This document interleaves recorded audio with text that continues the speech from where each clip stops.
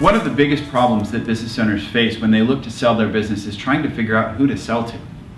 Oftentimes, business owners would love to sell to upper management, senior management, so that they keep the legacy alive, so that they can really reward those people that have been loyal to them for years.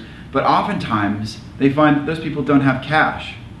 So then they look to other potential buyers, financial buyers, people who come in from private equity worlds and investors and things like that. And those buyers are going to buy on an unemotional basis. And they're going to look at your business as is. And third, sometimes you might find a strategic buyer.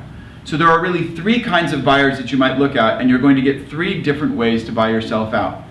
You've got internal buyers, you have financial buyers, and you have strategic buyers. Remember, strategic buyers are people in your industry who want your customers, your technology, your niche of the market to add to their piece of the pie to make a bigger piece of the pie for them in the future. A financial buyer wants to buy your business for the cash flow that it's producing. And an internal buyer wants to buy your business so that they can frankly make themselves wealthy, and ultimately they're running the business. And what you would want out of that is you want to do that to create and preserve your legacy. Because in the first two scenarios, you're not in control anymore. They can change the name, they can change what you do, they might sell it, they might run it into the ground, who knows?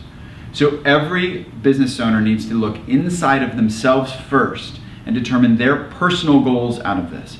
That includes doing your own personal financial planning and making sure you know how much money you need out of the sale. Because if you don't need any money out of the sale, you might choose to sell to your internal staff, because that's the lowest valuation, and effectively you're going to be kind of buying yourself out over time. A financial buyer is going to provide a very safe and stable exit for you, and a strategic buyer is going to provide the largest number, but it's largely going to be in earn-out numbers.